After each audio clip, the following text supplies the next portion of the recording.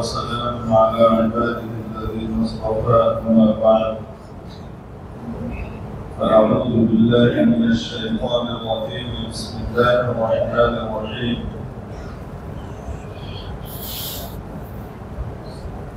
ولقد كرمنا بني آدم وحملناهم في البر والبحر ورزقناهم من الطيبات وفضلناه على كثير ممن خلقنا تفضيلا صدق الله مولانا العظيم. واجب الاحترام حضرات علماء الكرام عزيز طلبة ধর্মপ্রাণ সর্বস্তরের সম্মানিত মুসল্লিয়ান আযম আল্লাহ জাল্লা শানুহু ওয়া আম্মা নওয়ালুহু আমার আপনার উপর অকৃপণ দয়া বর্ষণ করেছেন, যার ফলশ্রুতিতে আজকে এই বাদল দিনে প্রচন্ড বৃষ্টি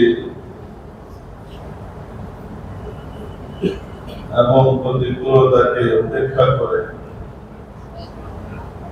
তার মহান ঘরে আমাদেরকে যথাসময়ে হাজির দিবার তৌফিক দান করেছেন।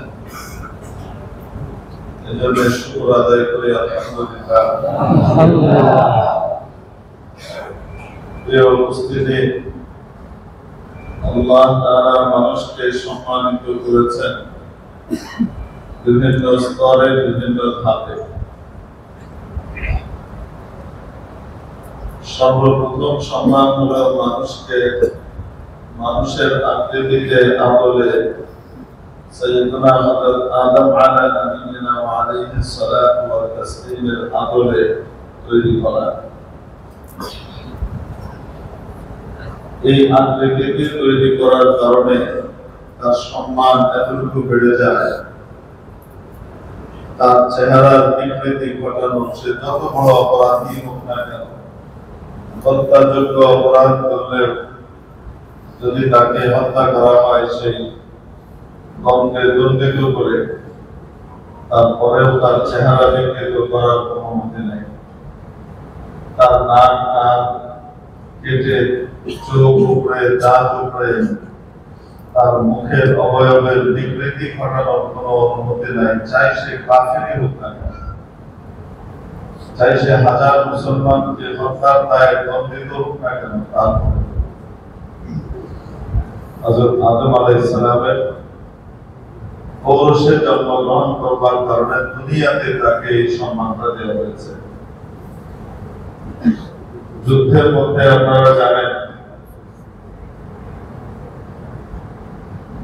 বিজয়ী পার্টি তারা পরাজিতদের চেহারার বিকৃতি ঘটাতো, এটা যুগ যুগ ধরে চলে আসছে। পরে মানুষ খেপে যায়, ক্ষিপ্ত থাকে, তার প্রতিশোধ সে নেয়।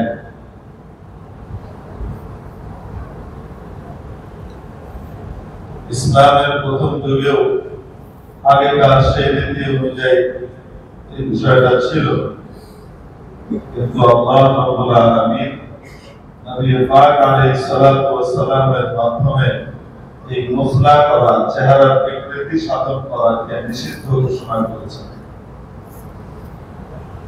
এর আগে এই নিষিদ্ধ হওয়ার আগ পর্যন্ত আগেকার প্রচলিত রীতি অনুযায়ী মুসলমানদের মধ্যে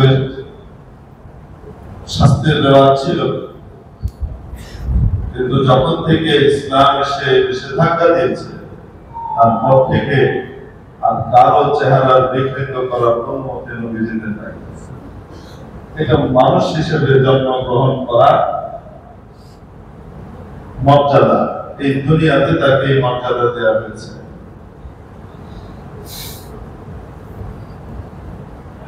দ্বিতীয় স্তর, দ্বিতীয় ধাপ হলো যে মানুষ দুই ভাগে বিভক্ত এই পৃথিবীতে।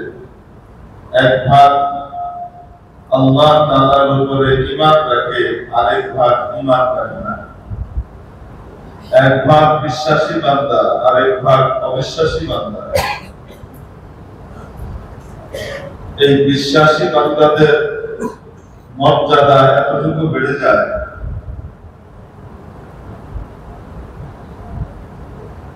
এই যে ভাই আপনি বসেন,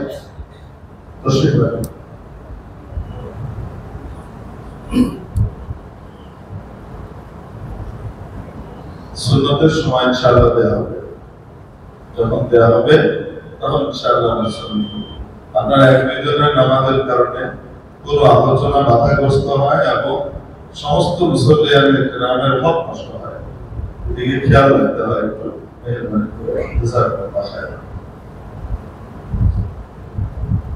তো রাসূল পাক সাল্লাল্লাহু আলাইহি ওয়াসাল্লাম আমাদেরকে জানিয়েছেন একজন ঈমানদার ব্যক্তির দাম কত। একজন ঈমানদার ব্যক্তির দাম এত বেশি, সে যদি গুনাহগার হয়, সে আল্লাহর সব কথা মানে না, আমল করে না, আল্লাহ তাআলার আদেশ নিষেধকে লঙ্ঘন করে, তারপরেও তার কাছে শুধু ঈমান থাকার কারণে তার দাম এত বেশি হয়, এত বেশি হয়, এত বেশি হয় যে কোন ব্যক্তি যদি এই ঈমানদার ব্যক্তির কোন গোপন দোষকে গোপন করে, তাহলে আল্লাহ তাআলা কিয়ামতের দিন সমস্ত মানুষের সামনে যখন ওপেন ট্রায়াল হবে, গোটা পৃথিবীর সমস্ত মানুষ সেখানে থাকবে, সাইয়্যিদুনা আদম আলাইহিস নবিয়িনা ওয়া আলাইহিস সালাতু ওয়া তাসলিম থেকে শুরু করে আজ পর্যন্ত যত মানুষ এসেছে, কিয়ামত পর্যন্ত যত মানুষ আসবে, সকল মানুষ এক ময়দানের মধ্যে একত্রিত থাকবে, আল্লাহ তাআলা একত্রিত করবেন। সেই কিয়ামতের ময়দানে প্রত্যেকের হিসাব নিকাশ সকলের সামনে হবে, সবাই সবারটা দেখবে। আপনারা জানেন মানুষের জীবনে, প্রত্যেক মানুষের জীবনে কম বেশি কিছু না কিছু দোষ ত্রুটি তো থাকে। এই দোষ ত্রুটি সে চায় না কখনো নিজের আত্মীয় স্বজন, নিকটবর্তী মানুষ, বন্ধু বান্ধব তাদের সামনে প্রকাশিত হোক, বিশেষ করে নিজের সন্তানাদি নাতি পুতি তাদের সামনে তার এই দোষ প্রকাশিত হোক। মানুষ চায়, মনে করেন কেউ আল্লাহ না করুক, আল্লাহ না করুক, ঘুষ খায়, সে ঘুষ খাক আর যাই করুক, সে কখনো চায় না নিজের বাচ্চা কাচ্চা, নিজের নাতি পুতির সামনে তার এই দোষটা প্রকাশিত হোক।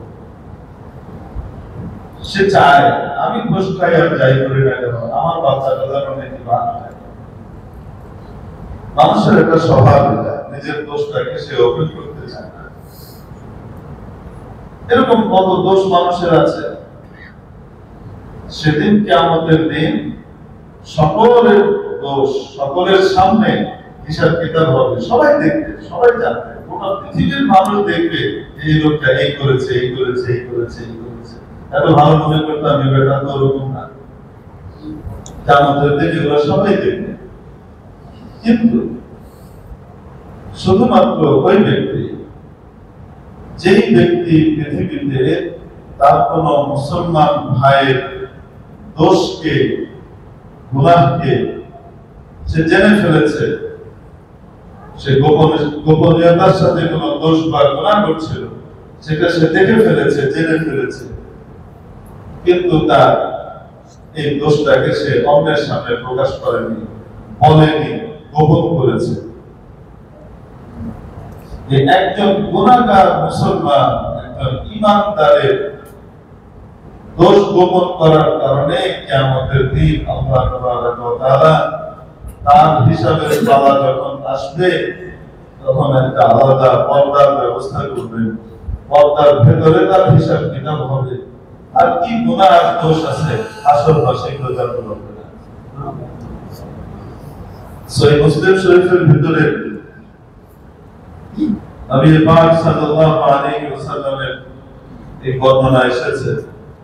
ইবনে মাজাহ শরীফের ভিতরে নবী পাক সাল্লাল্লাহু আলাইহি ওয়াসাল্লামের এই বর্ণনা এসেছে বিভিন্ন সাহাবীর সূত্রে বর্ণনা এসেছে। এক সাহাবী বর্ণনা করেছেন এমন না, একাধিক সাহাবী বর্ণনা করেছেন এই হাদিস। মজমুনের বিষয়বস্তু এক, মান সাতারা আওরাতা আখিহি মুসলিম সাতারাল্লাহু আওরাতাহু ইয়াওমাল কিয়ামা। যে ব্যক্তি তার মুসলমান ভাইয়ের গোপন দোষকে গোপন করবে, ঢেকে রাখবে, আল্লাহ তাআলা কিয়ামতের দিন তার দোষকে ঢেকে রাখবে। এটা হলো একজন ঈমানদারের মর্যাদা। সে নবীর তরিকা অনুযায়ী পরিপূর্ণ চলে না, আমল করে না, তার অনেক দোষ আছে, ত্রুটি আছে, গুনাহ আছে। একজন গুনাহগার মুসলমান, গুনাহ থাকা সত্ত্বেও তার ঈমানের কারণে তার মর্যাদা এত বেড়ে যায় যে তার ইজ্জত আল্লাহর কাছে এত মহান সম্মানিত হয়ে যায়। হযরত হাতিম আসম রাহমাতুল্লাহ আলাইহি নামে একজন বড় বুজুর্গ ছিলেন, অনেক বড় বুজুর্গ মানুষ ছিলেন, আল্লাহওয়ালা, আল্লাহ বলেছিলেন। নামাজ পড়তেন, অদ্ভুত নামাজ, লম্বা লম্বা রুকু সিজদা, আবার কোনটা একই নামাজের ভিতরে কোন সিজদা আবার একদম খাটো। এক সিজদা মনে করেন 3-4 বার 5 বার 6 বার সুবহান রাব্বিয়াল আলার মতো, আর আরেক সিজদায় মনে হচ্ছে যেন 300 বার করে ফেলেছে, উঠেই না। রুকু সিজদা লম্বা লম্বা করতেন, কোনটা আবার একদম ছোট হতো, একই নামাজের মধ্যে। মানুষজন জিজ্ঞেস করেছে যে হুজুর, আপনি এই অসামঞ্জস্যতা কেন দেখা যায়? আপনি এত লম্বা লম্বা রুকু সিজদা কেন করেন? তুমি উত্তর দেন না, তুমি উত্তর দেন না। বারবার বলার পরে একবার বলে ফেললেন যে কিভাবে মাথা উঠায়, যতক্ষণ পর্যন্ত এ কথা শুনতে না পাই যে হ্যাঁ কবুল হয়েছে, উঠাও না। রুকুটা কবুল হয়েছে, উঠাও। সিজদাটা কবুল হয়েছে, উঠাও। যতক্ষণ আওয়াজটা না শুনি কিভাবে উঠায়? মানুষজন জিজ্ঞেস করেছে, হযরত আপনি মর্যাদা কিভাবে পেলেন যে নামাজের মধ্যে আপনি কথাটা শুনতে পান? আল্লাহ তো বলেন, কিন্তু অন্যান্য বান্দারা আমরা তো শুনতে পাই না। আপনি শুনতে পান, এটা কিভাবে হয়েছে? উনি একটা ঘটনা শোনালেন। ঘটনার বিবরণ হলো এরকম, ওনার কাছে একবার এক বুড়ি মা এসেছিলেন মাসআলা জিজ্ঞেস করতে। মহিলা মানুষ মাসআলা জানতে এসেছে।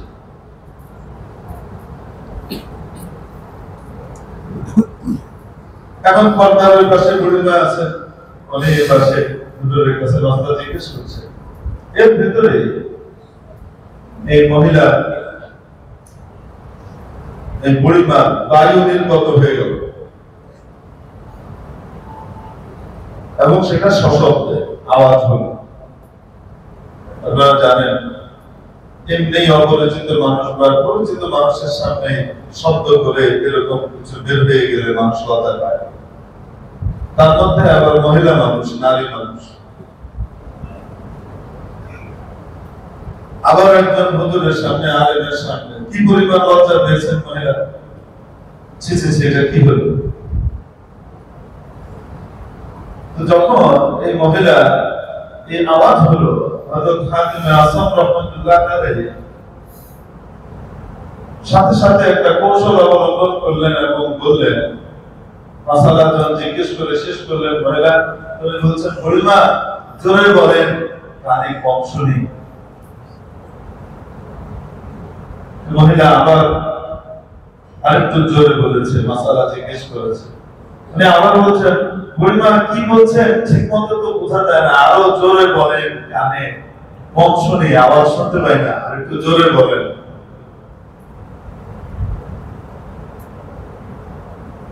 এই যে মহিলাকে লজ্জা থেকে বাঁচানোর জন্য একটা কৌশল অবলম্বন করেছেন। বধির নন, কিন্তু বধির সেজেছেন। আল্লাহ তাআলার কাছে ওনার এই আমলটা এত পছন্দ হয়েছে এত পছন্দ হয়েছে, রাতের বেলায় স্বপ্ন দেখতেছেন যে কেউ বলছে, গায়েবে আওয়াজ আসছে, হাতেম আমার এক বান্দির ইজ্জত আর সম্মান রক্ষা করবার জন্য তুমি বধির সেজেছ, এটার বিনিময়ে আমি তোমাকে এমন জিনিস শোনাবো যেটা সাধারণ মানুষ শুনতে পায় না। এমন সব আওয়াজ তুমি শুনবে যেগুলো মানুষ শুনতে পায় না। তারপর থেকে আল্লাহ তাআলা আমাকে নিয়ামত দিয়েছেন যে আমি শুনতে পাই যে আমাকে বলা হয় কবুল হয়েছে হাতিম, এবার মাথা উঠাও। আল্লাহ তাআলার কাছে একজন ইমানদারের ইজ্জতের মর্যাদা কত বেশি, সম্মান মর্যাদা কত বেশি। ওয়ালাকাদ কাররামনা বনি আদম, নিশ্চয় আমি সম্মান দিয়েছি আদম সন্তানকে, বনি আদমকে, আদমের বাচ্চাদেরকে ধাপে ধাপে ধাপে ধাপে। প্রথম ধাপ ছিল মানুষ বানানো, মানুষের আকৃতিতে তৈরি করা। দ্বিতীয় ধাপ হলো তাকে ঈমান দান করা। আমাকে আপনাকে আল্লাহ ঈমান দান করেছেন, ঈমানদারদের অন্তর্ভুক্ত করেছেন। শুধুমাত্র এই নিয়ামতের শুকর আদায় করতে করতে যদি সারা জীবন সিজদায় পড়ে থাকি, তারপরও নিয়ামতের শুকর আদায়। যেন বুজুর্গ বলেন, আদমিয়ত দাদাই পাসম মুসলমান করতাই, आदमियत दादाई पासम मुसलमान करताई, ऐ खुदा कुर्बान शवम इहसान और इहसान करताई। ऐ अल्लाह, আপনি প্রথমে মানুষ বানিয়েছেন, মানুষের আকৃতি দিয়েছেন, তারপর আবার আপনি আমাকে মুসলমান বানিয়েছেন। আল্লাহ দয়ার উপরে দয়া করেছেন, ইহসানের উপরে ইহসান করেছেন, কিন্তু আপনার দয়া আর ইহসান তো ঠিক মতো বুঝলেন না। এজন্য ঈমান মানুষকে অনেক উপরে উঠিয়ে দেয়। আরেকজন মুসলমান, আরেকজন মুমিন, তার দাম আল্লাহর কাছে অনেক বেশি। একজন মুমিন যদি গুনাহ করে, গুনাহগার হয়, তারপরেও তার ঈমানের কারণে তাকে সম্মান করা হতে পারে। আল্লাহ তাআলার কাছে তার কোন আমল এমন ভাবে পছন্দ হয়ে যেতে পারে যেটার কারণে সে আমার চাইতে অনেক উপরে উঠে যাবে, কিয়ামতের দিন আমার আগে সে জান্নাতে চলে যাবে। তার কাছে ঈমান আছে। হ্যাঁ, একটা মাসআলা হলো এই, এটা হলো যদি গোপন দোষকে কেউ গোপন করে, আরেকটা হলো কেউ যদি নিজের দোষকে ওপেন করে দেয়, নিজেই ঘোষণা করে বেড়ায় যে সে এই দোষ করে। লজ্জা শরম নাই, হায়া শরম নাই, মানুষের সামনে সেটা দোষগুলোকে খুলে বেড়ায় নিজেরটাই, তাহলে তার বিষয় ভিন্ন। সে তো নিজের নিজের ইজ্জত নষ্ট করছে। আবার কেউ যদি এমন দোষে দুষ্ট হয় যে দোষের কারণে গোটা জাতির উম্মতের ক্ষতি হয়, অথবা যে দোষের কারণে সে আরেকজনের ক্ষতি করতে যাচ্ছে আমি জানতে পেরেছি, তাহলে সেই দোষ আবার গোপন করা জায়েজই না। আপনি জানতে পারলেন অমুক আজকে রাতে অমুকের বাড়িতে ডাকাতি করবে, আপনি তার কাছ থেকে কোনোভাবে জেনে ফেলেছেন, এই দোষকে গোপন করলে এই ডাকাতির দায়ে আপনিও দণ্ডিত হবেন আল্লাহর কাছে। এখানে যে ক্ষতিগ্রস্ত হতে যাচ্ছে তাকে জানিয়ে দেওয়া ওয়াজিব। যে এই দোষকে আটকাতে পারে, প্রতিকার করতে পারে, তাকে এটা জানিয়ে দেওয়া এটা ওয়াজিব।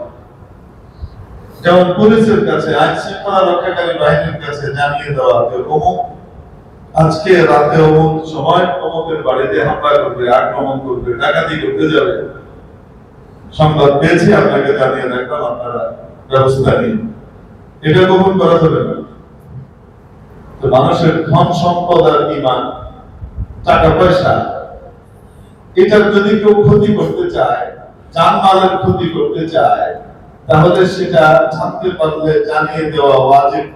তাকে সতর্ক করা, বাঁচিয়ে দেওয়া ওয়াজিব, নাহলে গুনাহগার হবে।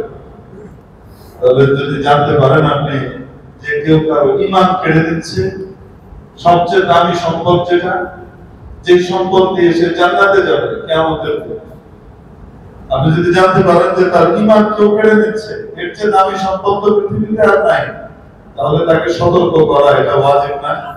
এই ওয়াজিব হওয়ার কারণেই আলেম ওলামারা অনেক সময় ধর্মীয় দিক থেকে যখন জানতে পারেন যে অমুক ব্যক্তি ধোঁকা দিয়ে বা ওই দল ধোঁকা দিয়ে মানুষের ঈমান কেড়ে নেয়, ঈমান লুট করে নেয়, জাহান্নামের পথের পথিক বানায়, তখন এই ব্যাপারে সতর্ক করা উম্মতকে আলেমের দায়িত্ব, ওয়াজিব এবং আপনারও দায়িত্ব হয়ে যায়, যেন একজন মানুষ মুশরিক হয়ে জাহান্নামে না যায়। যেমন শয়তান জানে একজন মুসলমানকে যদি বলা হয় তোমাকে 10 কোটি টাকা দিব, তুমি 1 ঘন্টার জন্য কাফের হয়ে যাবে, 1 ঘন্টার জন্য তুমি মূর্তি পূজা করো, আপনি বলেন তো দেখি একজন মুসলমান রাজি হবে? মনে করেন সে এমন মুসলমান যে রমজান মাসেও মদ খায়, মনে করেন, কিন্তু এমন মুসলমানকে যদি আপনি 10 কোটি টাকা দিয়ে বলেন যে 10 ঘন্টার জন্য তুমি মূর্তি পূজা করবা, শিরক করবা, সে করবে? সে করবে না। তার গায়রত আছে, সে গুনাহগার, সেটা অন্য জিনিস, কিন্তু সে তার ঈমান হারাতে রাজি নাই। সে চিন্তা করবে এই 10 ঘন্টার ভিতরে যদি আমার মওত চলে আসে, আমি আজীবনের জন্য জাহান্নামী হয়ে যাব, আমি কোনোদিন জাহান্নাম থেকে বেরোতে পারবো না। সে তার ঈমানকে কখনো হারাবে না। শয়তান জানে কি জানে? এজন্য শয়তান মানুষের ঈমান কেড়ে নেবার জন্য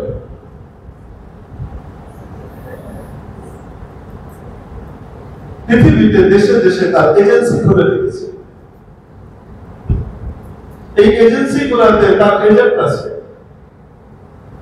এই এজেন্টরা সাধারণ মুসলমানদের ঈমানকে কেড়ে নেয়, সে শিরকে লিপ্ত হয়ে যায়, সে মুশরিক হয়ে যায়, সে কাফির হয়ে যায়, সে জানো না।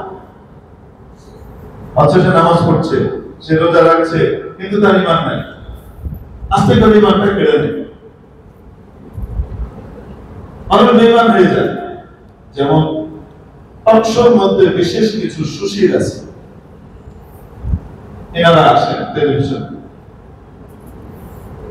এনাদের কাজ হলো ইসলামের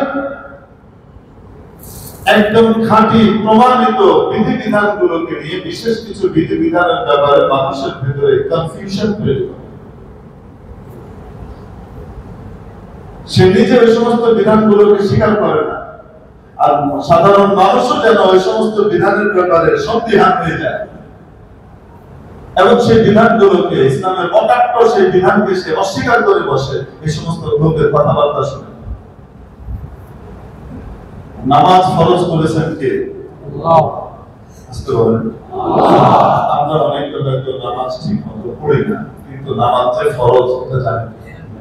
যার ফলশ্রুতিতে কোন সময় দিনের ভিতরে আসবে, আহা আমি তো অন্যায় করেছি, আল্লাহর কাছে তওবা করে মাফ চেয়ে নিই, আমি আর কখনো নামাজ ছাড়বো না, এই ব্যক্তি পাকা নামাজি হয়ে যাওয়া সম্ভব না।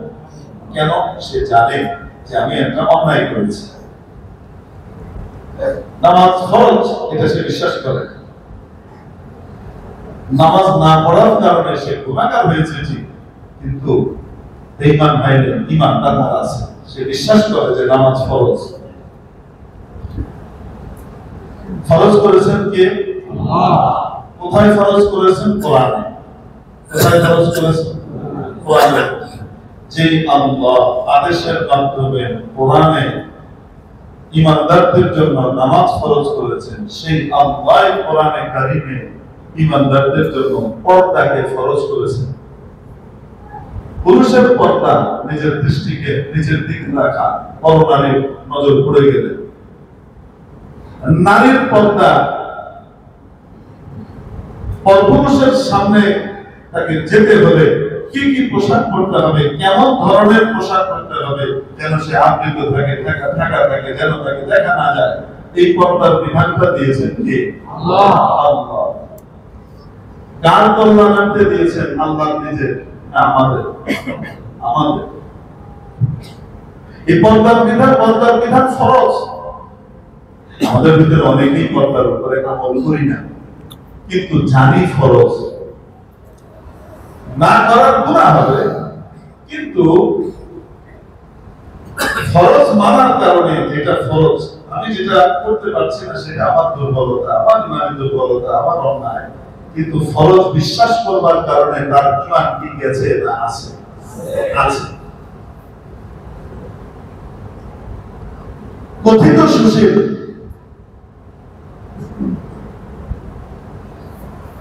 পাশ্চাত্যের রঙে নিজের মাথা, মস্তিষ্ক, নিজের হৃদয়কে রঙিন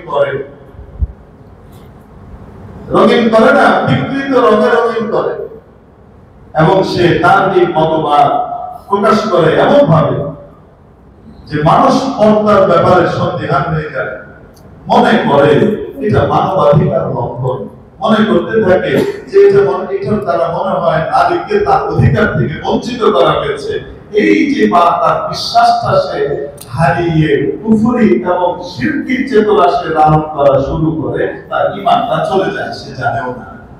কারণ কোরআনের আয়াত অস্বীকার করে বসছে সে, কোরআনের একখানা আয়াতকে কেউ অস্বীকার করলে তার ঈমান থাকে না, সে বেঈমান হয়ে যায়। হুজুর বললেও বেঈমান, হুজুর না বললেও বেঈমান।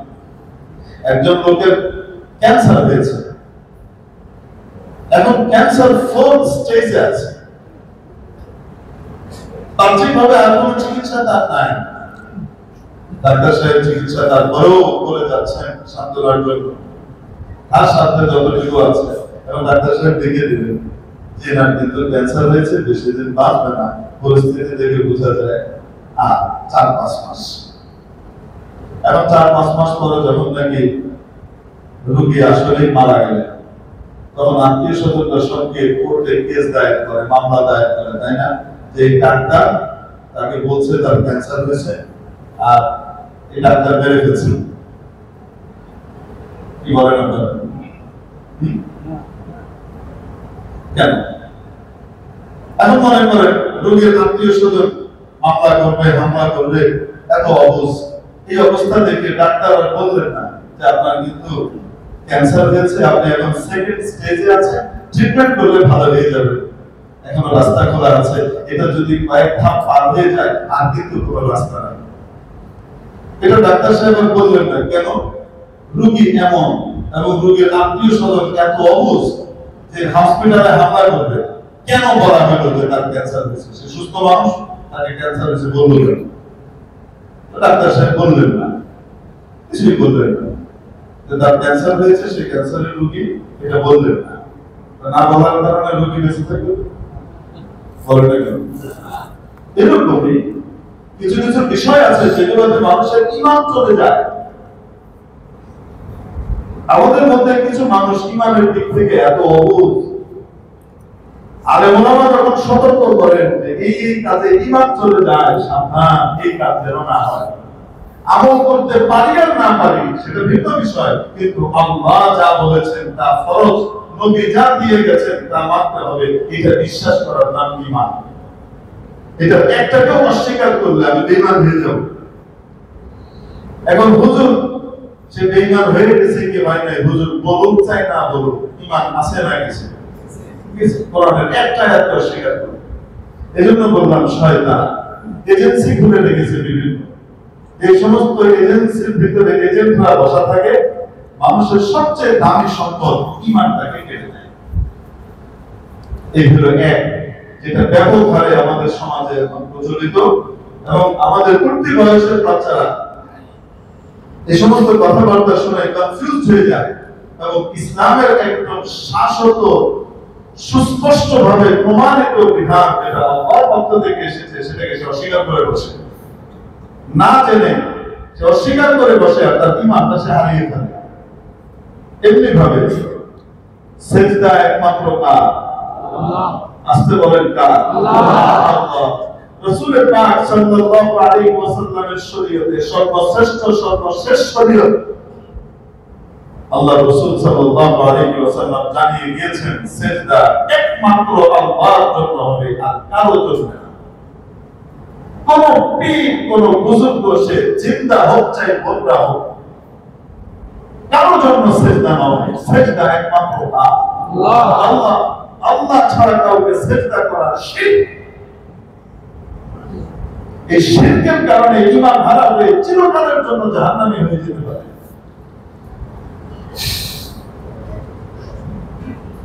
শয়তান এজেন্সি খুলে রেখেছে, এজেন্ট বসিয়ে রেখেছে বিভিন্ন জায়গায় বিভিন্ন নামে।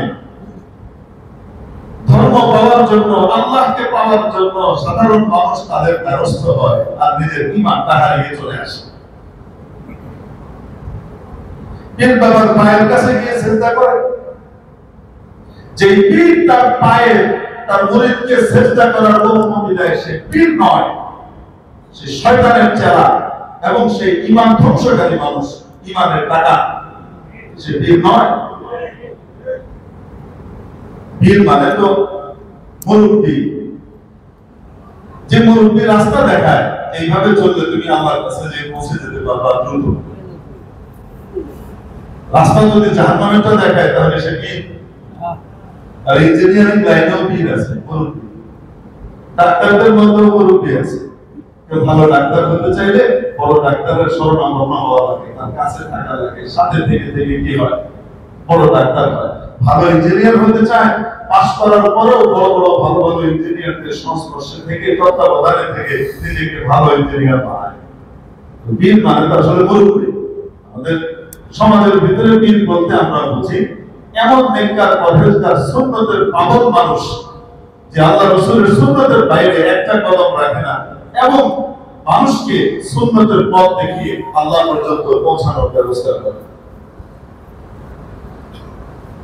কিন্তু এরকম আল্লাহ ওয়ালাদের নাম ধারণ করে বহু মানুষ দাঁড়িয়ে আছে, মানুষের ঈমান লুট করে, আছে না? আছে।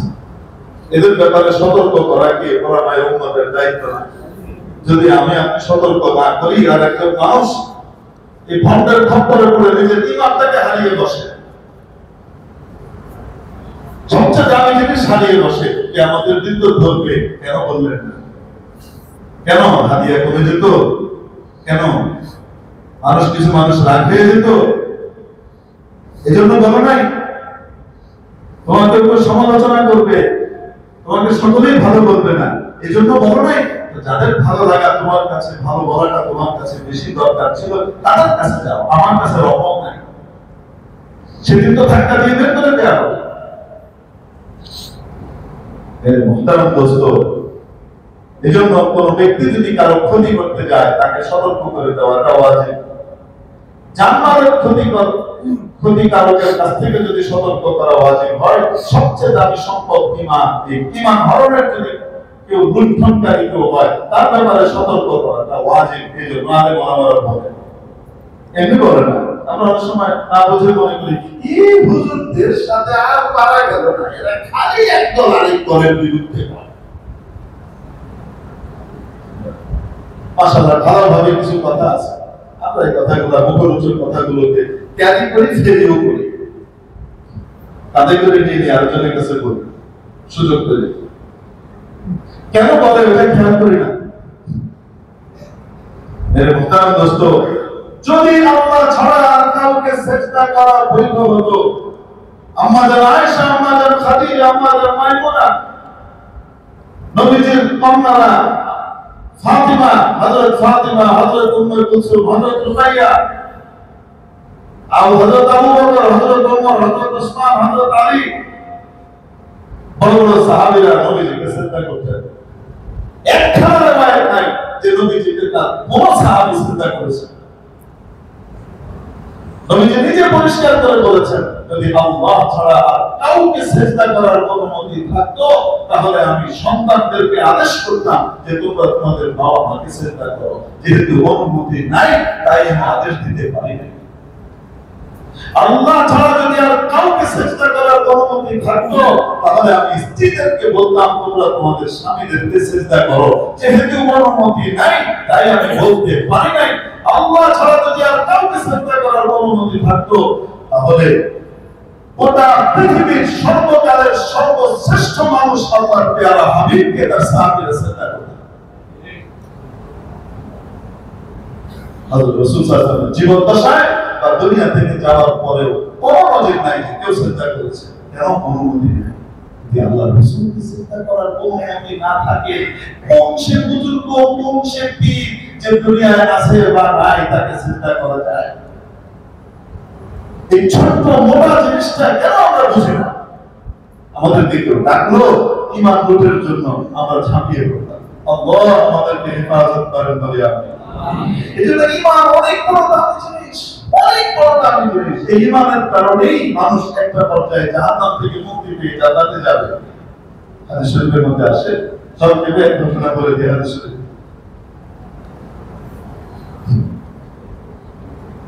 জান্নাতীরা জান্নাতে চলে গেছে, জাহান্নামীরা জাহান্নামে চলে গেছে। জাহান্নামীদের ভিতরে কিছু জাহান্নামী এমন যে জাহান্নামীদের ঈমান আছে, কোনো আমল নাই, কোনো নেক আমল নাই, শুধু গুনাহ আর গুনাহ, ঈমানটা আছে। সাজা ভোগ করতে করতে করতে করতে করতে এত দীর্ঘদিন সাজা ভোগ করবে যে কাফেরদের মতো যেন আবাদুল আবাদ জাহান্নামে আছে। তো কোনো কাফের হঠাৎ ধরে বসবে, কি লাভ হয়েছে তোমার ঈমান দিয়ে? আমি আছি যেখানে তুমিও সেখানে। আল্লাহ তাআলা দায়রত আসবে, ফেরেশতাকে বলবেন যাও খুঁজে বের করো মান কানা ফি কলবিহি হাব্বাতু খারদালিন মিনাল ঈমান, যার দিলের ভিতরে সরিষার দানা পরিমাণ ঈমান আছে, তাকে জাহান্নাম থেকে বের করে নিয়ে এসো। শুধু এই ঈমানের কারণে সে জান্নাত পাবে। কেমন জান্নাত পাবে?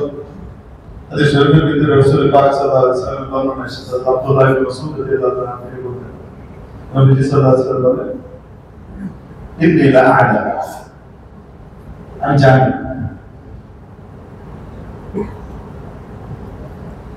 ওই ব্যক্তিকে, আমি জানি যে ব্যক্তি সর্বপ্রথম জান্নাতে যাবে, তাকে আমি চিনি।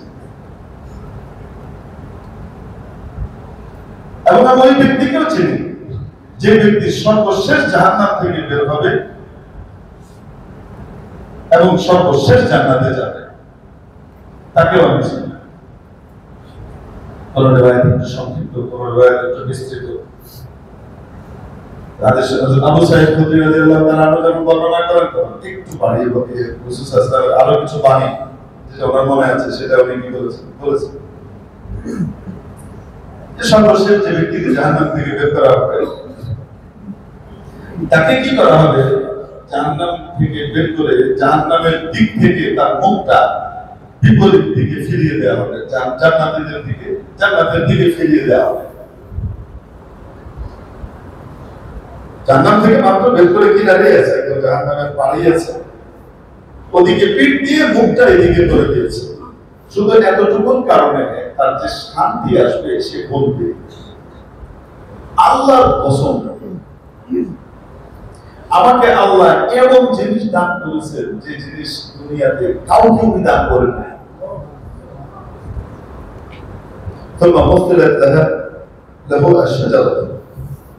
এরপরে তার সামনে একটু দূরে একটা গাছ তৈরি করা হবে, একটা গাছ উঠবে,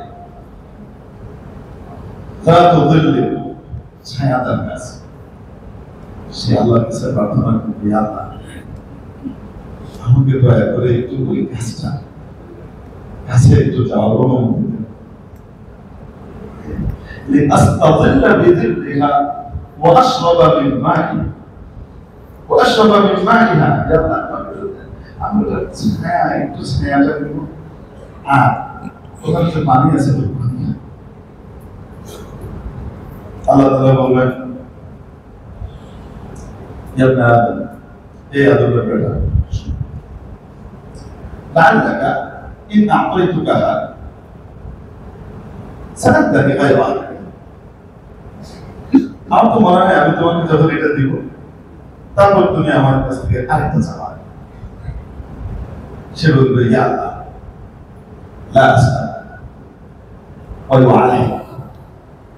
সে আল্লাহর কাছে বারবার করতে থাকবে, কি বলে এটাকে, ওয়াদা দিতে থাকবে, আমি আর কিচ্ছু চাইবো না, বাস এই এতটুকু হলে হবে, আল্লাহ আর কিচ্ছু লাগবে না। তো আল্লাহ তাআলা ফায়াদিরু, আল্লাহ তাআলা তার এই কথাকে কবুল করবেন। আর যে অস্থিরতা, এটা দেখে তাকে কবুল করে অনুমতি দিলেন যে আপনি গাছের কাছে যাবেন। কিছুক্ষণ পরে সেই গাছের ওখানে গাছের কাছে থেকে পানি টানি খাবে, ছায়া ছায়া দিবেন। এরপরে একটু দূরে আরেকটা গাছ আল্লাহ তৈরি করবেন, সেই গাছটা এটার চাইতে আরো সুন্দর। ওটা দেখে সে আল্লাহর কাছে বলবেন, আল্লাহ এই শেষ যাওয়া, আর কোনোদিন চাই এই শেষ যাওয়া, ওই গাছটার কাছে আমি ওই গাছটার একটু ছায়াটা আরো ভালো, পানিটা নিশ্চয়ই সুন্দর, আমাকে একটু অনুমতি। আল্লাহ তাআলা তাকে তারপরে পূর্বের ওয়াদা মনে করবেন, এই তুমি না বলেছিলে আর কিছু চাইবে না, এটাই শেষ, আল্লাহ এইটাই শেষ, আর না, আর যদি চাই আপনি বললেন, আমরা বাংলায় বললেন, আপনি কয়েন যদি আর কোনোদিন আমি দ্বিতীয়বার আপনার কাছে আল্লাহ বলবেন, তার অস্থিরতা দেখে বলবেন, আচ্ছা ঠিক আছে যাও। সে ওই গাছের কাছে যাবে, যে ওখানে কিছুদিন থাকবে, কিছুদিন পরে একটু পরে আরেকটু দূরে আরেকটা সুন্দর গাছ তৈরি হবে, যেটা আগের দুইটার চেয়ে অনেক সুন্দর। সে বলবে,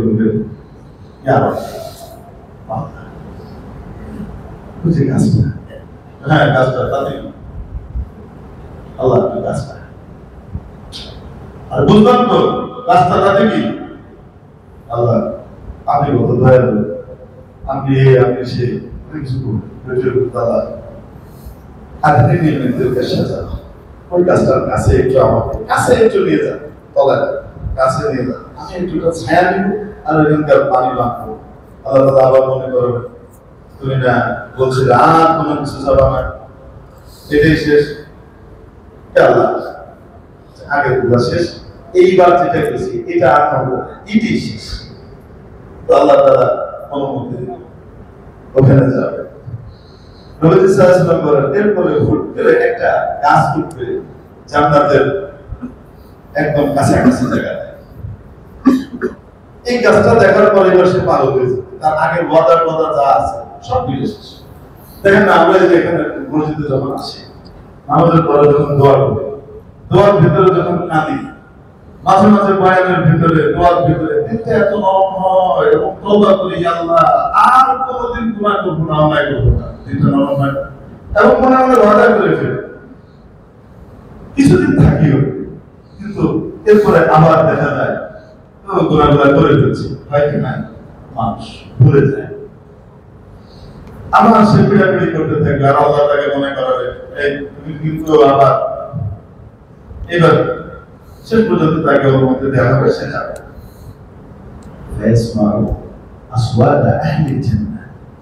ওই গাছের কাছে যাওয়ার পরে এইবার সে জান্নাতবাসীদের কোলাহল আওয়াজ, হর্ষধ্বনি, আনন্দের কথাগুলো সে শুনতে পাবে, জান্নাতের দেয়ার ওইবারের কথাবার্তা সে শুনবে। এবার সে পাগল হয়ে যাবে, অস্থির, আল্লাহ কি এই শেষ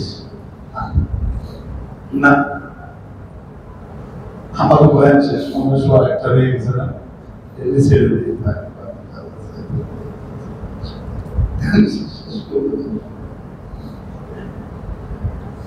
অস্থির লাগছে, শেষ করে তারপরে বলছি যে আল্লাহ তাআলা শেষে বলবেন, এই বনে আদম, আচ্ছা ঠিক আছে, কেমন হয় যদি তোমাকে এরকম জান্নাত দিয়ে দিই?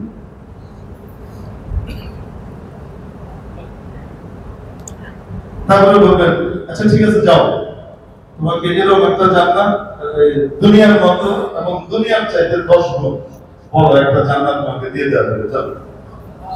এটা বলার পরে সে বলবে, সে বিশ্বাস করবে না, সে আসলে বিশ্বাস করবে না, আমার কিছুই নাই, আমি কি নিয়ে জান্নাত পাবো? সে বলবে, আতাস্তাহজিউ বি ওয়া আনতা রাব্বুল আলামিন, আপনি আমার সাথে ঠাট্টা করছেন, আল্লাহ আপনি রব্বুল আলামিন, মহাবিশ্বের পালনকর্তা। আল্লাহ বলবেন, না আমি ঠাট্টা করি নাই, যাও তোমাকে এটা দিয়ে দিলাম। এই জায়গায় যখন পৌঁছাবেন, রাবি হযরত আব্দুল্লাহ ইবনে মাসউদ রাদিয়াল্লাহু আনহু ঠিক করে হেসে দিলেন। হেসে দেওয়ার পরে এরপর উনি জিজ্ঞেস করলেন ছাত্রদেরকে, তাবিঈদেরকে, আমি কেন হাসলাম? এই মা বলেকটু আলা তাসআলুনি বিমা বলেকটু, কেন আমি হাসলাম তোমরা জানতে চাও না? জি হযরত, আমরা জানতে চাই, কারণ এই জায়গাতে এসে রাসূল সাল্লাল্লাহু আলাইহি ওয়াসাল্লাম হেসে দিয়েছিলেন, হাত্তা বাদাত নাওয়াজিদুহু, এবং রাসূল সাল্লাল্লাহু আলাইহি ওয়াসাল্লামের দাম বেরিয়ে গেছিল, একদম মানে যে চোখা দাঁত যেটা, এটা বেরিয়ে গেছিল। চোখা দাঁতের পরে যে দাঁতটা নামাজে বেরিয়ে গেছে। তারপরে এবং রাসূল সাল্লাল্লাহু আলাইহি ওয়াসাল্লাম আমাদেরকে জিজ্ঞেস করলেন, আমি কেন হাসলাম জানো? কেন?